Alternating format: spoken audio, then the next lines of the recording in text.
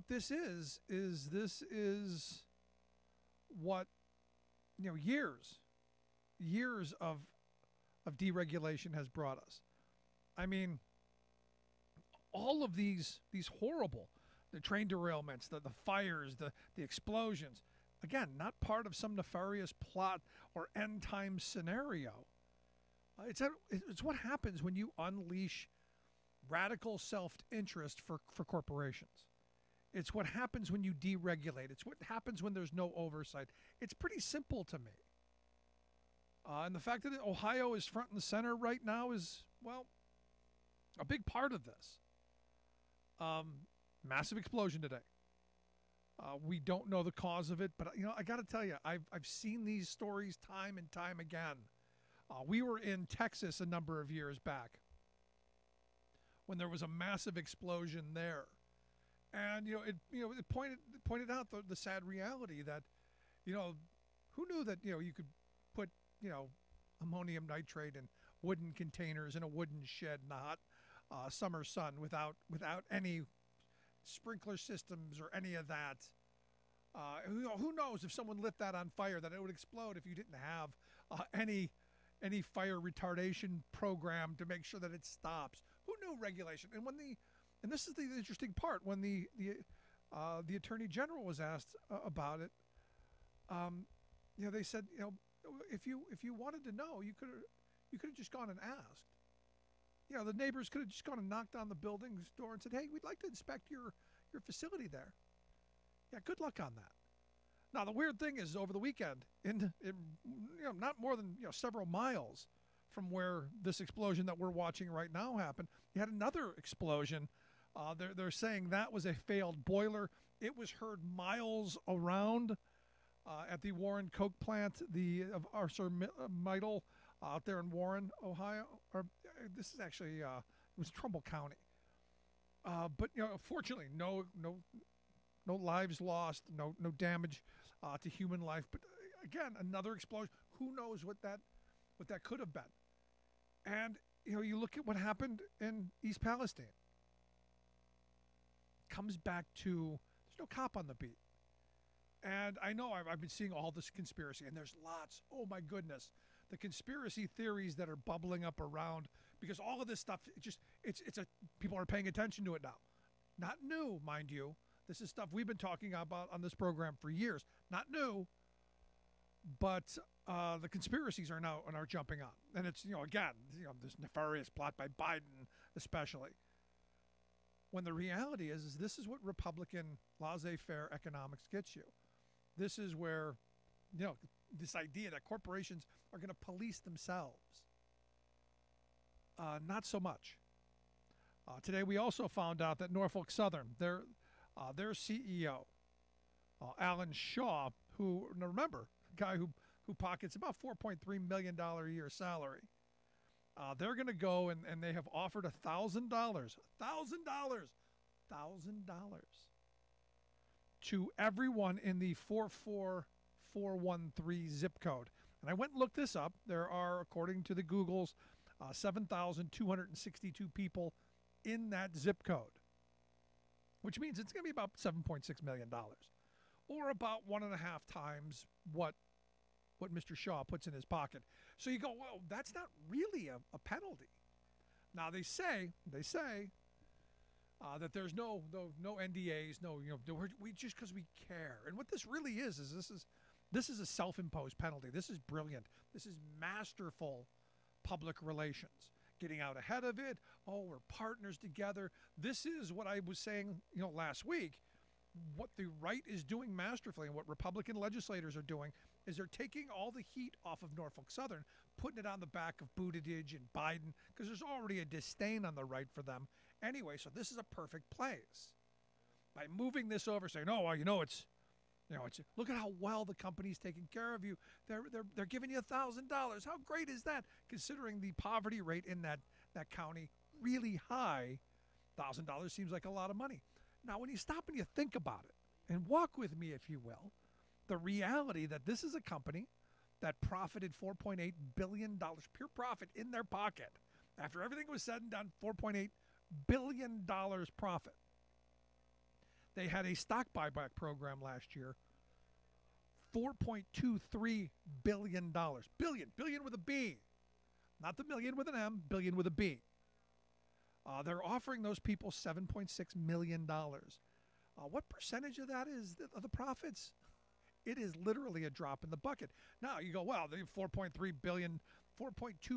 billion stock buyback program.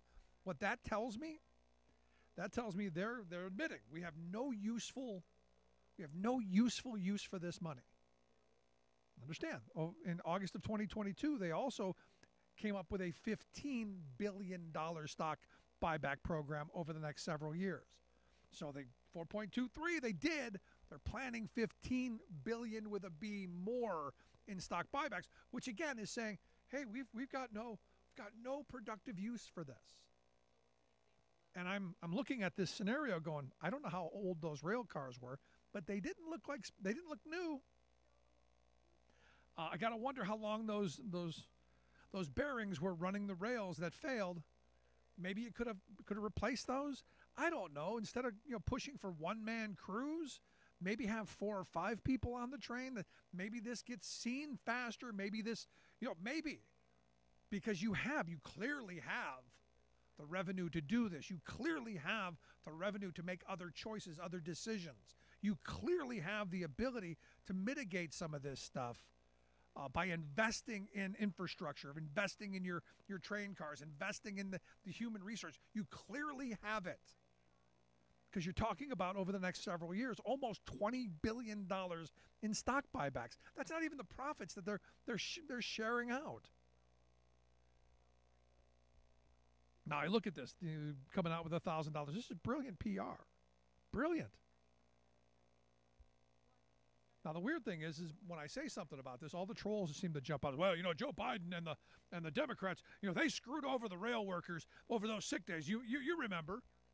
Except when you look at the vote, and Democrats put a vote in the House to give people those sick days, 207 Republicans voted against it, or all of them. And this is one of those moments where you go, again.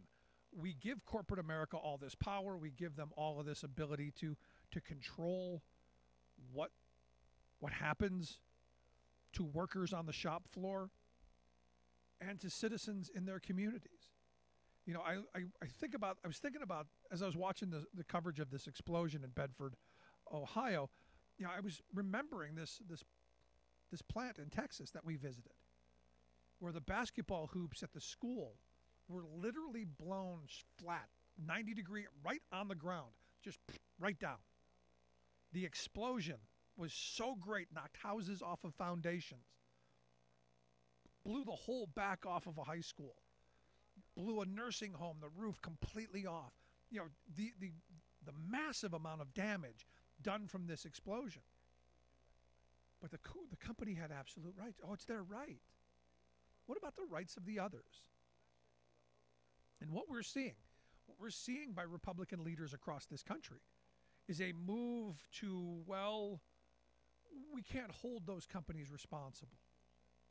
I point to what's going on in Iowa. And Iowa, what the blank? What is going on in Iowa? There was a story over at FreightWaves, which is the trucking industry, Industry Insider magazine. They had a story asking a simple question. Should there be laws protecting trucking companies from nuclear verdicts? So when a truck, smashes into something or melts a bridge or whatever, they want to be able to cap what they're calling non-economic damages at $1 million. So if you hit a busload of kids, okay, there's the bus, there's the infrastructure, there's that. But all those people on the bus, the pain and suffering part of this, and all of the life, $1 million tops. And there are places that already have this.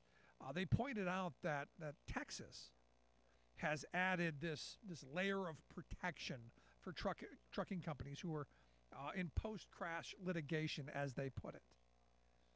And what it does is it increases the standard for finding a trucking company liable for accidents and shifts the responsibility where?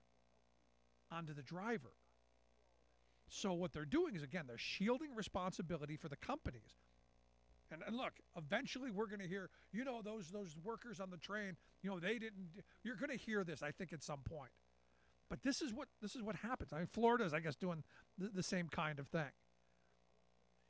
But this idea that it's not the company's fault and they should be shielded from responsibility, and then going after, it's going to be the truck driver's fault in any crashes. Not the fact that you've run this driver ragged, not the fact that you're pushing and pushing and pushing and knowing that you're pushing. This is one of those moments where we've got to ask ourselves, how far are we willing to protect corporate America at the expense of us? I got to tell you, I think at some point we're going to see just how extreme Republicans are on the side of corporate interests, if it isn't bad enough already. But I'm looking at this Iowa legislation that they want to move through on, and it's House Study Bill 114 for anyone who wants to look it up. When will we hold them accountable? And how much are you willing to, put society at risk? Because understand, it's like this derailment. Whatever the companies don't pick up, whatever external costs are, we're going to bear. And we're going to bear a bunch of this. It's not like, they're going to bill these companies for all of the hours that people lose from work and all of the resources that are going into this and all of the economic and environmental damage. They're going to get out for pennies on the dollar. So when do we say enough of this? When do we go back to saying, we do need sane, rational regulations. We do need a cop on the beat. We need somebody overseeing this. We need people with a voice on the job. Just my thoughts. Want to hear yours. Email me, rick@thericksmithshow.com. Going to take a quick break right back after this. Stick around.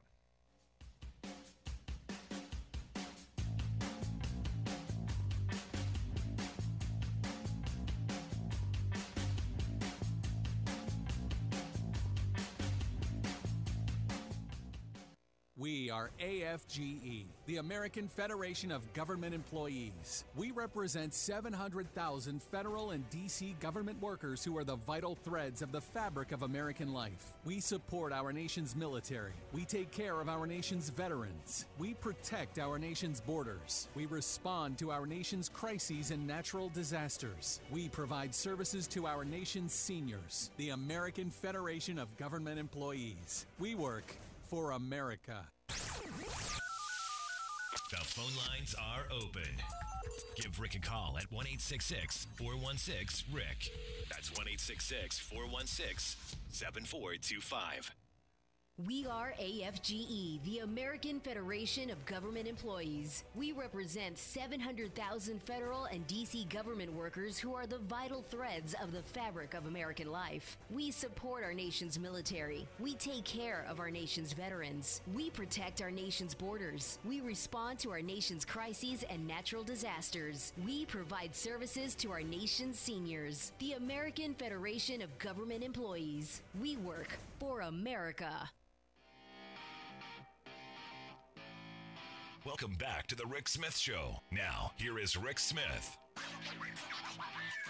So on President's Day, yes, on President's Day, Republicans calling for civil war. Yeah, what a perfect day to do that.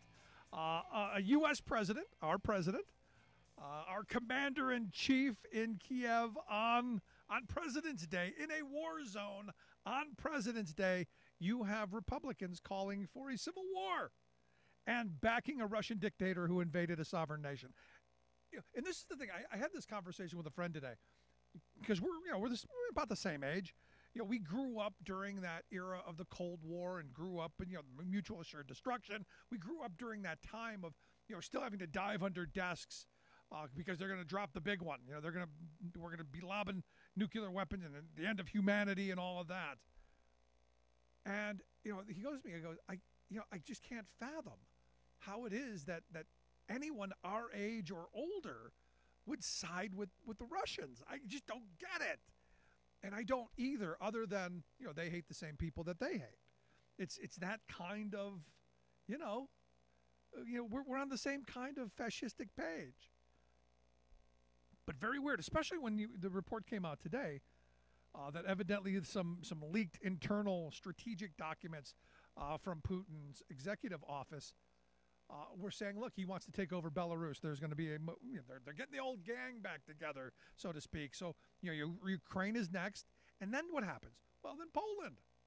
Yeah, and then what happens? What happens when they do attack a NATO country? The best outcome here is, and I've had this argument with people. Look, I'm not a big war fan. I don't agree with us getting involved in every conflict around the world, but this one has real implications. If Ukraine goes down, there is a move. They're going to go to Poland. I believe that to be the next step, and that's a NATO country. That means we get involved. That means we have to send our young men and women. We have to be into this. So the best possible outcome, Ukraine holds them off, and we give them the things that they need to defend themselves. But it's just interesting to listen to the right scream and holler, and Marjorie Trainwreck, what's her name, going on about we need a national divorce. You go, what? She tweeted, we need a national divorce. We need to be separated by red states and blue states and shrink the federal government. Everyone I talk to says this. Everyone? From the sick and disgusting woke culture issues shoved down our throats to the Democrats' traitorous America Last policies. We're done. And, this is one of those things that I've talked about before. Because understand, red states are welfare states. They take more money from the federal government than they contribute into the pot. Blue states are funding red states. I'm not calling for the end of the union. I'm not calling for tearing us apart. I would like to see a piece of legislation that says, you don't get more than you put in, and that we then use that other money to, build our infrastructure and do things that we need to do. But you listen to these folks talk about, this civil war idea. Now, she said, this isn't a civil war. It's a divorce. I'm going, really? Is that what the mind is? It's really twisted. But understand, we're not stronger torn apart. We're not stronger as a nation ripping ourselves asunder. We're stronger when we come together. And this is where, again, I love the MGT folks here who always, all these people have bumper stickers saying, love it or leave it. Well, Marjorie, you can gather the sheeple and get the flock out. You can go. No one's holding you here. If you don't like it, go. See how that works? Pretty simple. Let's go to the phones. Got Alice on one. Alice, how are you? I'm doing okay.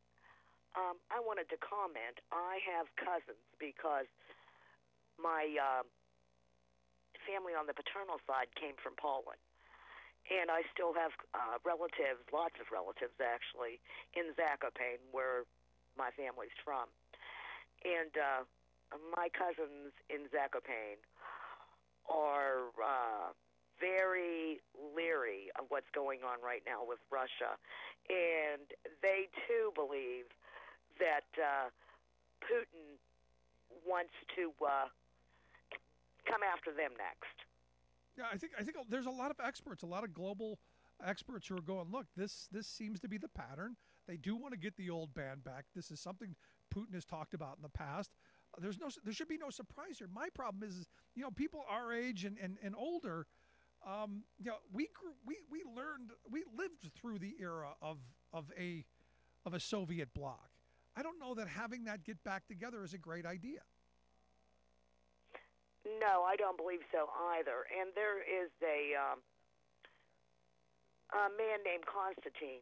He's Russian, and he left Russia back in August, and he has a vlog on YouTube, and he had been saying before he left that he felt that this is what Putin was planning to do.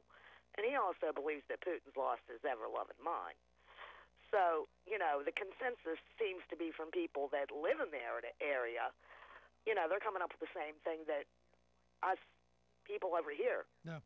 are. No, and the scarier part of this is, look, once that happens, Russia has no chance.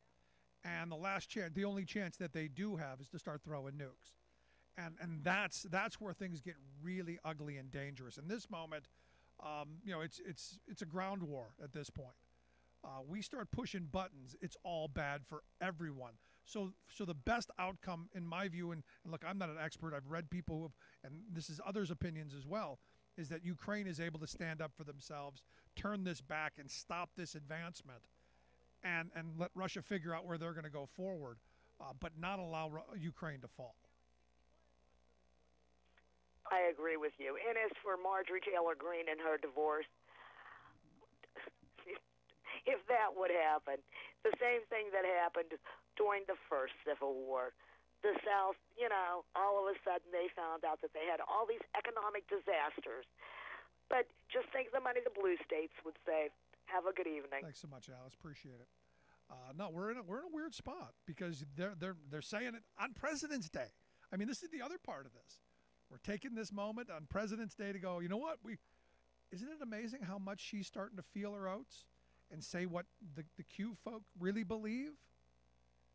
Because this is where we're going. The most extreme of the extreme. Let's deregulate everything. Let the rich and powerful take over. Let's not have any public programs or safety net, or it's really kind of a very interesting future. One I don't know that I want my kids to have to be suffering through. But I do find it interesting that Marjorie and her cabal of crazy on President's Day. I want to hear your thoughts. Email me, rick@thericksmithshow.com. If you miss any portion of the program, make sure you grab the podcast. Wherever you find your favorite podcast, you'll find ours. Quick break, right back.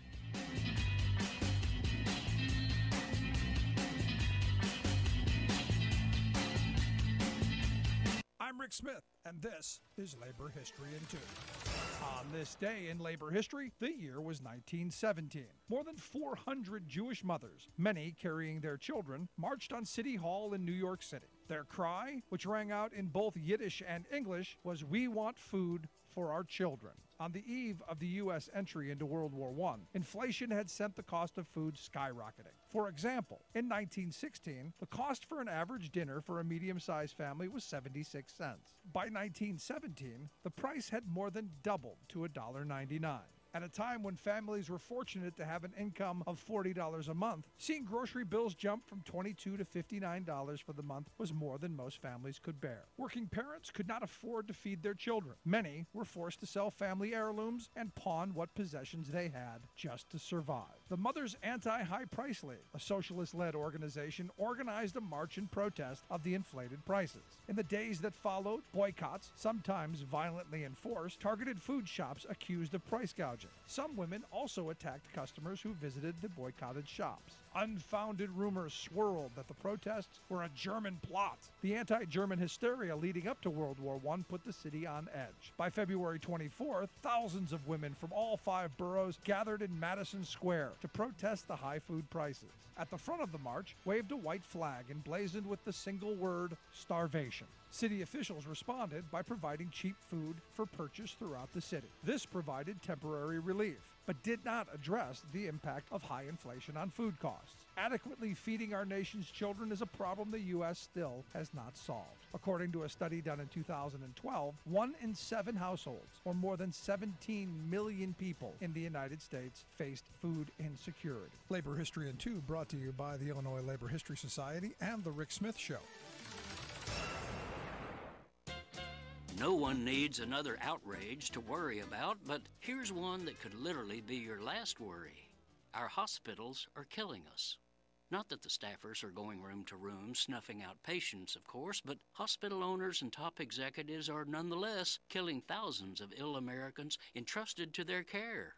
They are doing it by deliberately short-staffing their facilities and short-changing sick and injured people they're richly paid to serve. At the core of this outrage is a fatal structural flaw in our healthcare system, namely that these are no longer our hospitals. Instead of being public or nonprofit entities for the common good, focused squarely on patients, hospitals today tend to be private operations controlled by corporate profiteers. Pitting patients against profits is no way to run a hospital, for it means money will ultimately rule over health and over life itself. Ask a nurse. These dedicated professionals are the solid pillars of American health. More than doctors and way more than administrators, nurses make a hospital function, providing the primary care and constant on-site monitoring that are the essence of an ethical, healthy system. Yet, thousands have already fled the work they love. Another third plan to leave this year, and thousands more are going on strike. Why? Because the profit system demands massive staff cuts, leaving way too few nurses to meet the basic needs of patients, causing burnout among nurses and unnecessary deaths of people they care for. A damning 2021 study revealed that forcing fewer nurses to tend to an ever larger caseload effectively killed more than 4,000 New York hospital patients in the previous 2 years alone. This is Jim Hightower saying, yet the corporate powers insist on treating nurses as just a cost to be cut, arguing that hospitals must have staffing flexibility. In other words, cut nurses, raise profits.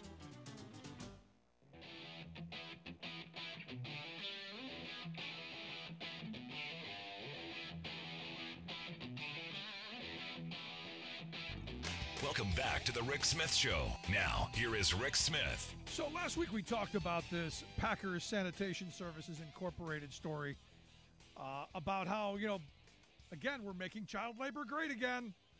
Moving back to the good old days when, those kids with the really small hands could get into those small places, clean those blades for, cutting the brisket and processing meat and doing little hands do great work. And states like Iowa, what is going on in Iowa that are trying to make child labor great again? And again, this is what happens when you cut down on immigrant labor coming in. You need cheap exploitable labor somehow. Where are we going to get it? We're going to get it from the grade schools.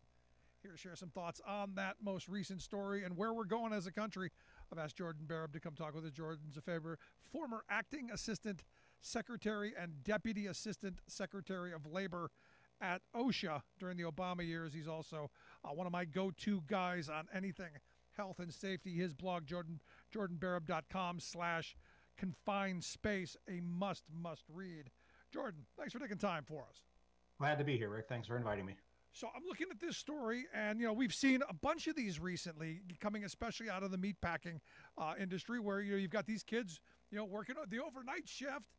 13, 14, 15 years old before they go into school in the morning.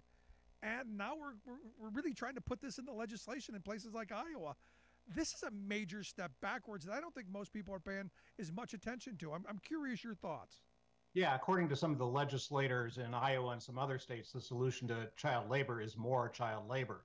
I think what we're seeing here is kind of a corporate response to the labor shortage, that came out of COVID and people quitting jobs and organizing their workplaces. They're looking, as you said, for more vulnerable workers that they can underpay and who won't complain. And who's more vulnerable than a child? And especially when you look at PSSI, these were not just children; these were children of immigrants, many of whom didn't even speak English. So they didn't know what they were doing. They didn't know how to complain. I mean, you can't get much more vulnerable than that population. Yeah, isn't that the point, though? I mean, when you stop and look at it, when in fact, we've had J.D. Scholten, a state representative from Iowa, and Sammy Sheets, another rep from Iowa, on to talk about this legislation.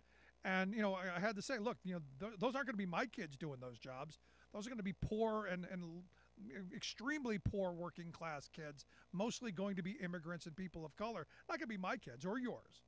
No, exactly. Yeah, our kids are going to do internships or, babysit or, work at grocery stores. I mean, there's, work is good for kids. I worked when I was a kid, but I didn't work at dangerous jobs, and these kids shouldn't be working at dangerous jobs either. And the jobs, these PSSI jobs, these jobs cleaning the meatpacking plants are the most dangerous jobs that exist in industry. You're constantly seeing, grown-ups getting killed and maimed and limbs amputated in these jobs. It's just beyond belief that they would have kids working in these jobs. Yeah, from the Department of Labor's report, it said children were working with hazardous chemicals and cleaning meat processing equipment, including back saws, brisket saws, and head splitters.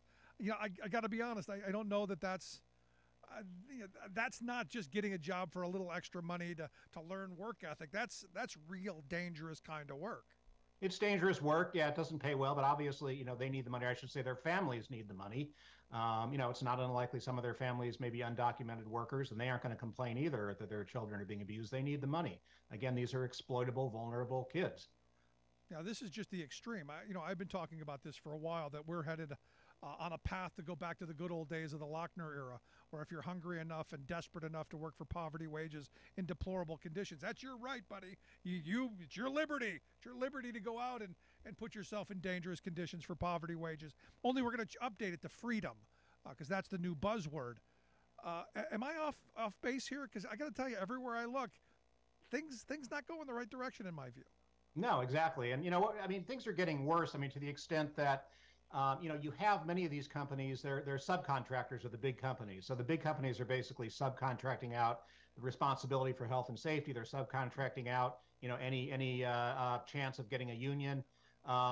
This is what, David Weil, who used to be head of Wage and Hour Department of Labor under the Obama administration, calls the fissured workplace. Nobody's actually working for the main company anymore. Everybody's working for a subcontractor or some kind of, temporary firm or something like that.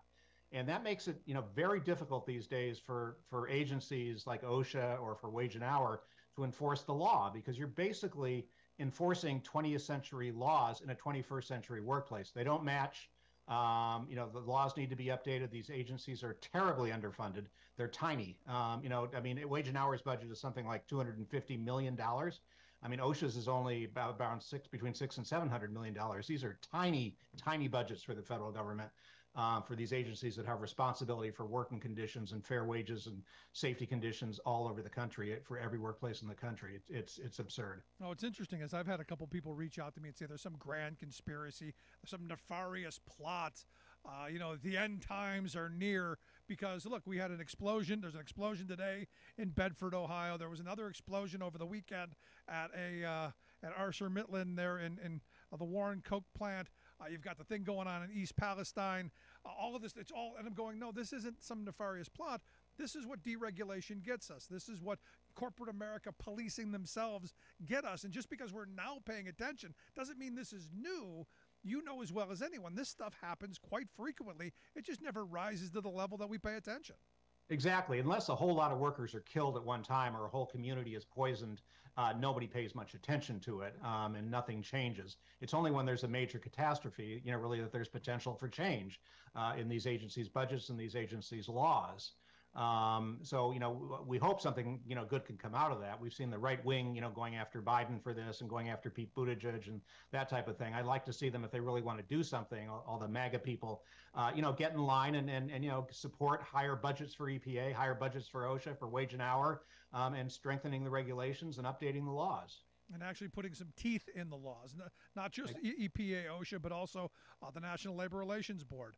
There should be some actual penalties when you break the law. And I'm looking at what Norfolk Southern is doing right now. They're going around and said, hey, we're going to give everybody in this zip code $1,000. Look how wonderful we are with doing this self-imposed fine thing. And you find out there's only like 8,000 people in the entire zip code. So it's not really costing them anything, but it is a great PR stunt. Yeah, and I mean, PSSI only got fined $1.5 million for this whole child labor thing, and this is to PSSI is owned by Blackstone, which is a huge company, a huge limited equity firm, and it doesn't even make a dent. The same with any kind of OSHA fines, hardly even make a dent, in the budgets, bottom lines of large companies. Yeah, we talked about this last week about how paltry these fines are. I think it was like $15,000 for each one of these violations. And you brought up a moment ago that these third-party logistics companies and these headhunters, these staffing services. These are folks who I think a lot of this stuff actually gets made able to have happen. Because, well, it's not our fault that the company sent us these people, because I was looking at the numbers of this PSSI group. There were 3 places that had like 22, 26, and 27 workers in it. And you go, that's not an accident. That's an on purpose. There's a headhunter out there bringing those kids, recruiting those kids to go into that factory. Maybe 1 or 2 you can get away with going, oh, we didn't know. But when you got 22, 26, or 27, that was planned, that was schemed. They did that on purpose. Yeah, and you've got these huge companies like JBS and Cargill who are, shocked that this is going on, in their plants. And even PSSI is shocked. They can't believe that, they are actually doing this. And yet they did everything they could not to cooperate with wage and hour. But nevertheless, they had allegedly had no idea this was going on. Yeah. So what's the answer, Jordan? I mean, going forward, there's a lot of problems out here. As I've been focusing on the fact that, we have very different views politically. My friends on the right believe there should be no regulations. Let the corporations police themselves because they're going to act in their best interest. Is that I see that as a failed ideology. I'm curious where you find yourself on that thought. Well, as you say, Rick, I mean, this is what capitalism is. I mean, corporations obviously want to maximize their profits, and that's the way the system works. And there's nothing necessarily wrong with that. But to go along with that, you need regulation. You need a government presence there to actually control what would otherwise be just uncontrolled exploitation of the workforce and of consumers, for that matter. So you need, as I mentioned before, you need to modernize the laws. Now, that's obviously not going to happen too soon, the way our political situation is. You need to increase agency funding. As I said, these agencies are tiny. You need to mandate corporate responsibility, and what I mean by that is that the big companies need to be also responsible for the crimes of their subcontractors, and the temporary firms need to also be responsible, for the host employers and vice versa. Now, OSHA's been doing some of that and holding both sides responsible, but it's really hard when you have these subcontracting, arrangements. You can't really hold the companies at the top vulnerable with the laws that we have right now. But probably more important, you really need to educate and empower these vulnerable workers. OSHA has this very small, but has a grant program where they're training, unions and other worker organizations who actually have access to these workers, because OSHA can't reach these workers, but churches and other organizations can reach these workers. So they need to be trained, they need to be empowered, they need to understand what the hazards are, how to complain about them, and they need to be protected, especially if they're undocumented, because even undocumented workers legally deserve the same protection that documented workers do. And finally, of course, you need more unions in these places. I mean, again, the whole process of subcontracting and everything, one of the reasons for that is to get rid of unions. The main company may be unionized, but they don't want to unionize the people that are actually cleaning the place, because they don't have to pay them well, they don't have to take care of their health and safety. They get away with a hell of a lot if parts of their plant, especially the most dangerous parts of the work in these places, are not unionized. Yeah. Now, the interesting thing is, since you brought that up, is I have a friend who was one of these headhunters, worked for a staffing agency, and he said it was interesting how they would ask for people to come in, and then almost immediately they were put into the most dangerous jobs because they weren't their employees. They were just people that they churned through. And this is 10, 15 years ago. I can't imagine how much worse it's gotten.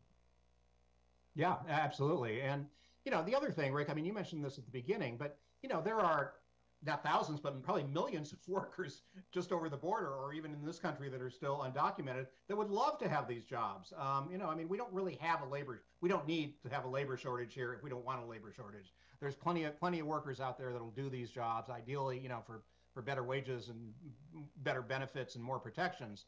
But this whole idea there's a labor shortage when we could have a reasonable immigration system is just ridiculous. You listen to the Rick Smith Show here with Jordan Barab, former acting Assistant Secretary and Deputy Assistant Secretary of Labor for OSHA during the Obama years. He's also my go-to guy on health and safety stuff.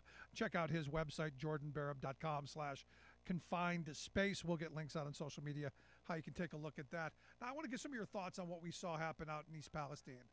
I mean, we find out that these trains are getting bigger, they're heavier, the load distributions are different, they want fewer people on the trains. It just seems like all of the push to not regulate them, to not make them change, to not make them spend the billions and billions of dollars they're spending on stock buybacks and enriching themselves hasn't filtered down to safety. Is this a moment where we hold someone accountable, or is this just another one of those moments where it's in the news for a couple of days? Once the flames go down, we forget about it until the next time. I'm curious how you see this playing out. Well, I think that's something we need to make sure it isn't forgotten. No, you're right. I mean, this is we started to look at this problem during the labor issues in the fall when there was almost a strike with railroad workers, and you have this new phenomenon which you kind of mentioned, which is called precision scheduled railroading, where they're trying to cut costs everywhere. Now, in the fall, we focused on the fact that precision scheduled railroading didn't allow for any kind of sick leave time for workers. And everybody said, oh, that's too bad, but we can't have a strike. Well, the thing with precision scheduled railroading is it not only cuts back on workers, time off and on sick leave, it also cuts back on maintenance. It makes for longer trains, as you said. One-man train crews, that's what the railroads would like to have, one man, and ultimately they probably want nobody on the train. They'd like no staff. They'd like it completely automated, which is absurd when you have these trains that are 1.5 and 2 miles long. First of all, to have one person on these trains, what if, I mean, the bearings on this train, who knows how far back started burning. That's supposedly, what led to the thing in East Palestine. I mean, what do? You're an engineer, you're the only one on the train, you stop the train and walk back for 1.5 miles to see what's going on. If you talk to any railroaders these days, they aren't surprised that this happened. They're surprised that it hadn't happened yet and that it wasn't worse. And we saw a lot worse. You may remember, almost 10 years ago in Lac Megantic in Canada, when a train, again, a very poorly maintained train, only one person on it, the train stalled on a hill. They told the guy to go to a hotel. They'd fix it. The train caught fire. The brakes let loose. It came rolling down into this town of Lac Megantic at a huge speed, carrying all kinds of crude oil, derailed, crashed, exploded, and killed 47 people in that town, destroyed the whole downtown. I mean, that's the kind of thing we're going to be looking at more and more now with this precision scheduled railroading and constantly cutting back on maintenance, making the trains longer, and cutting back on staff. Yeah, but again, you look at this, and this is another example of what we've allowed to have happen across industry. This mass consolidation, where I understand, in the '80s there were upwards of 40 different train companies. Now we got 6. Yeah. With this kind of consolidation, this kind of enormous amount of profit that they then use to spin into lobbying operations to push back on any regulations or any changes, they seem to hold all the cards because we're told. And again, I have my conservative friends who tell me all the time they're going to do what's in their best interest. So they don't want these kind of disasters because they don't want to have to spend the money. So they're going to do the right thing. And I'm going, I don't buy that on any level. No, and we saw the hazmat railroad regulations weakened somewhat during the Obama administration even, and then Trump, of course, just eliminated them. So the requirement for better brakes where you have hazmat on these cars, better hazmat cars on every car that's carrying hazmat, all of that basically went away. So you've got not only not stronger regulations, which you need, especially with this precision scheduled railroading, but you actually have weaker regulations than we should be having anyway. It's going totally in the wrong direction. And it's going to lead to more and more of these disasters and worse ones. Yeah. Last question I've got for you, last line of questioning, because we're looking at the response, and all I keep hearing, and look, I give Republicans credit in this moment because they're putting all the blame on Pete Buttigieg, they're putting all the blame on Joe Biden, all the blame's on the government response to this, and it seems like Norfolk Southern's getting kind of away with what happened. They're going to give out $1,000 to every resident in the zip code. So look at how wonderful they are. What is your assessment of the government response to what we saw?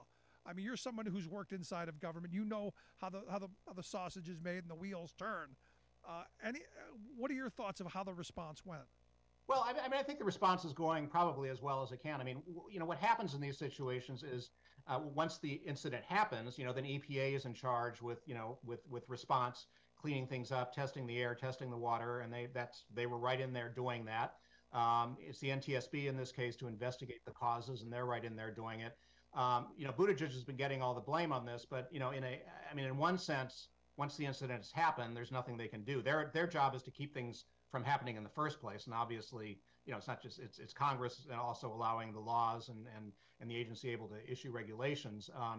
But on the other hand, I mean, this does call. I mean, there's the phrase "never let a good catastrophe go to waste," right? This is a moment where you can look at corporate responsibility, you can look at the lack of government regulation, the lack of funding for the enforcement agencies, and do something about it. And what I see lacking here is some kind of leadership there, pointing us in that direction, taking advantage of this catastrophe.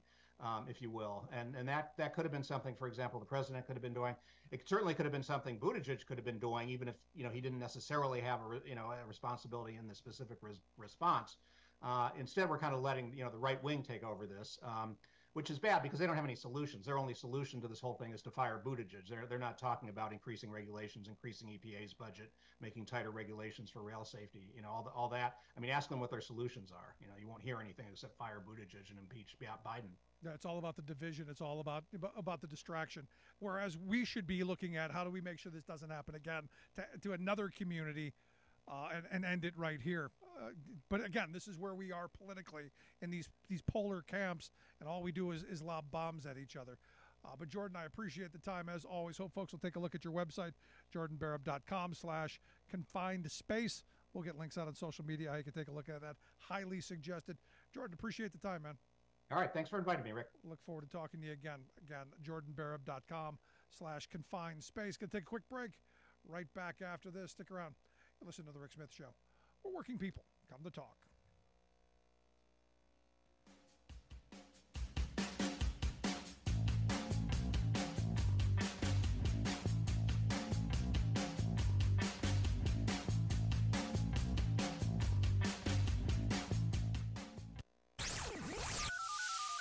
The phone lines are open. Give Rick a call at 1-866-416-RICK. That's 1-866-416-7425. I'm Rick Smith, and this is Labor History in 2.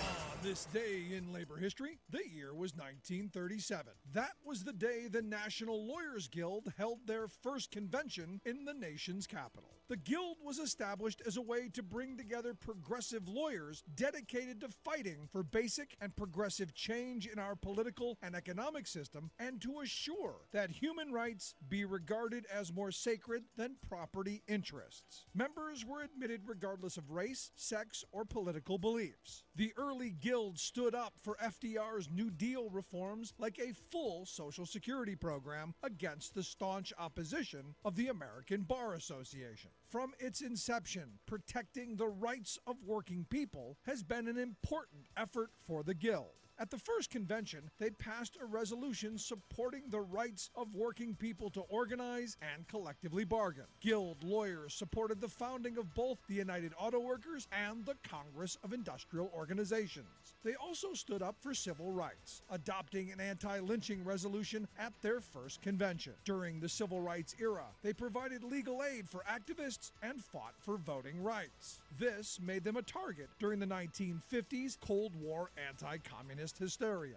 The FBI targeted the Guild for investigation. By 1955, the Guild had dropped to just 500 members.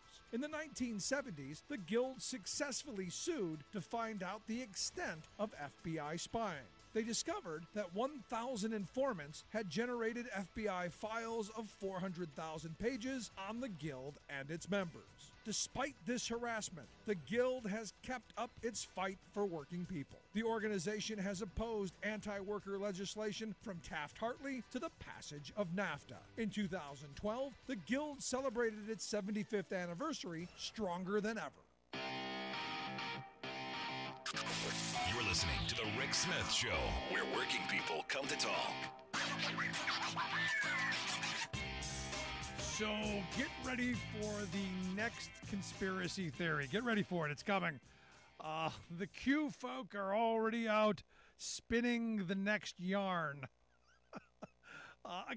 The greatest thing, someone emailed me and sent me the greatest response to the Q folks. It's basically hillbilly Scientology. So, coming out of the hillbilly Scientology brigade, the balloon, the big balloon, the big Chinese spy balloon. What if the big balloon that was hovering over Montana, secret stuff? What if that balloon wasn't a Chinese balloon after all? Oh no. What if it was Joe Biden and Hunter Biden? What if it was the Bidens? What if it was a super duper secret executive order? Yeah, they are that crazy. One of the theories that's being thrown out there is that this was Biden, because they said this this group, Human Events. It's a right-wing publication. They wrote that one theory is that Biden is bought and paid for by communist Chinese. While it's true that Biden and the other officials are certainly compromised by the Chinese, what if the balloon had nothing to do with China? What if the Chinese spy balloon was actually a U.S. spy balloon? What if the administration's insistence that it was Chinese was actually a convenient narrative to hide an almost even more alarming secret? Joe Biden's spying on you. Oh my gosh. Yeah, this is coming. It is coming. I guarantee you, Marjorie Three Names and the rest of them, there will be a hearing when they start doing their traveling road shows. It's coming. It is coming. Now, what's interesting is, again, while Marjorie Three Names is calling for a divorce, the country to divorce, it's interesting that whenever something bad happens, who do they turn to? They turn to the federal government. Now, I also find it interesting that you get, these Republican representatives like this Randy Feenstra, Iowa's 4th congressional district representative, who tweeted out that American families continue to suffer from President Biden's wasteful spending. By flooding our economy with $6 trillion, he fueled record inflation and caused paychecks to shrink. Under Speaker McCarthy's leadership, we'll restore fiscal responsibility in Congress. Now, understand, the money hasn't already been spent yet. So this idea that we've spent all this money hasn't been spent yet. And this money that hasn't been spent yet is somehow contributing to inflation is just lunacy. And I find it amazing, utterly amazing, that cutting taxes massively for the very wealthy and for big corporations, adding to our debt, was good. I find that extremely hard to believe that that's good. By giving rich people more and corporate America more while taking from the working class is good, but investing in infrastructure, investing in healthcare, investing in things for working people like education, investing in feeding children, somehow that's wasteful and inflationary. What planet do these people live on? And is there a point where lying is ever negative in their world? I want to hear your thoughts. Email me, rick@thericksmithshow.com. This morning we declared a national emergency for only the 3rd time in our history. Back-to-back extreme weather disasters trigger national state of emergency in New Zealand. There's many, many ways in which the ice can change, and we're seeing all of them. New studies find global warming is melting Antarctica's ice. Plus, this train apparently was not considered a high hazardous material train. This is absurd. Growing concerns about safety for residents near Ohio chemical train derailment. All of those concerns and more straight ahead from BradBlog.com. I'm Brad Friedman. And I'm Desi Doyen. Stand by for 6 minutes of independent green news, politics, analysis, and snarky comment. So where's the EPA? If they say my plastic straw is destroying this country, then they must be all over a cancer-causing gas bomb in the Ohio River Valley, right? Really what we have to do is we have to make sure that our rails are safe. Wait a minute. Why is Fox News and Marjorie Taylor Greene suddenly concerned about the EPA and toxic train spills? We'll discuss. And no, they don't say your plastic straw is destroying this country. This is your Green News Report. Okay, Desi Doyen, this is very, very strange. It's like someone flipped a switch. Everybody over on Fox News is suddenly concerned about this train derailment and disaster in Ohio. Why is that? Well, I think it's following a familiar pattern. Right-wing media and Republican politicians are attempting to exploit a disaster for political gain, claiming that rural white conservatives are basically being persecuted by the government's response to the Ohio train derailment. It's those poor white people who are getting it again. I see why Fox News all of a sudden gives a damn. They're usually not concerned about the EPA. And by the way, it was Trump who rolled back Obama's safety regulations on trains that might have prevented this disaster. Exactly. So to update, concerns are growing about safety for residents returning to their homes in the aftermath of that fiery, toxic chemical train derailment in East Palestine, Ohio, nearly 2 weeks ago. Ohio officials have told residents to use bottled water until testing confirms that their local water supply is safe. In a press conference, Republican Ohio Governor Mike DeWine called it absurd that the train cars were marked non-hazardous despite their toxic cargo. DeWine called on Congress to tighten regulations for trains carrying hazardous substances, seemingly unaware that the Trump administration rolled back multiple train safety rules at the railroad industry's request, including requirements for safer braking systems. Unaware or would just like to not notice? As of airtime, DeWine has not requested a formal disaster declaration from President Biden to release more federal resources, contradicting baseless right-wing media claims of a lackluster federal response.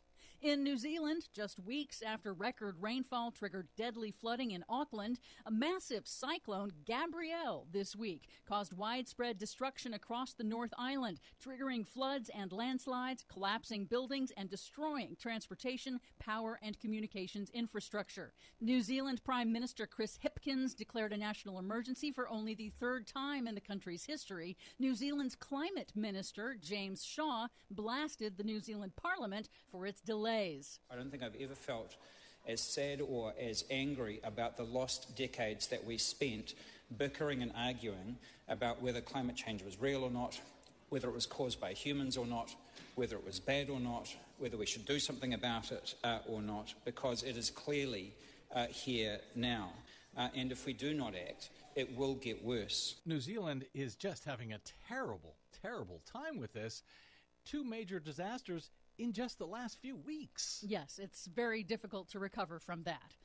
At the South Pole, the amount of floating sea ice encircling Antarctica has reached the lowest level ever recorded for the second year in a row since the satellite era began in 1979. That's according to the National Snow and Ice Data Center. In a different study, scientists trying to understand how quickly ice in Antarctica is melting say they encountered, quote, an eerily warm ocean, and found that the warming ocean and marine heat waves are eroding coastal ice shelves and carving up the underside of the important Thwaites Glacier, with major implications for rising sea levels. Yeah, like enough ice, if it melts, it'll raise the sea levels by about 2 feet around the world.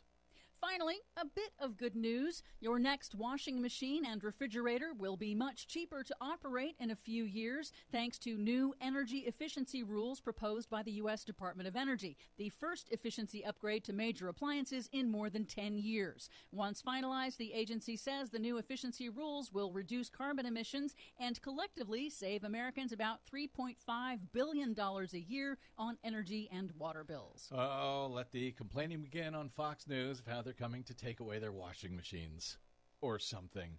For much more on all of these stories and the ones we couldn't get to today, check out our website at greennews.bradblog.com. You're on board KCAA's Inland Talk Express. KCAA, Loma Linda, 1050 AM, the station that leaves no listener behind. It's not just what we're against. It's about what we're for. What kind of